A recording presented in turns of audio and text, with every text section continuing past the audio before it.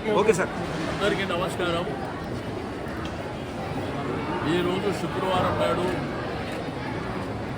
సికింద్రాబాద్, హైదరాబాద్ ప్రజలు మరి పెద్ద ఎత్తున అమ్మవారికి బియ్యం సమర్పించుకోవడానికి రావడం జరుగుతుంది. ఈరోజు నుంచే జాతర మీకు ఎక్కడ చూసినా కానీ ఆ కోలాహలం కనిపిస్తుంది.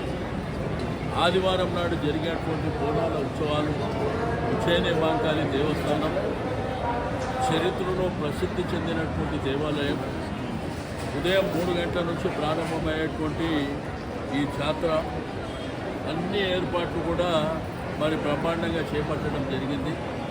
అన్ని డిపార్ట్మెంట్ల కోఆర్డినేషన్తో, స్థానిక ప్రజల కోఆర్డినేషన్తో, దక్కన్ మానవ సేవా సమితి, ఆర్య సమాజ్, ఇంకా కొన్ని సోషల్ ఆర్గనైజేషన్స్ అన్నీ కూడా వారి యొక్క సంపూర్ణమైనటువంటి సహకారం తీసుకొని ఈ కార్యక్రమం చేపట్టడం జరిగింది.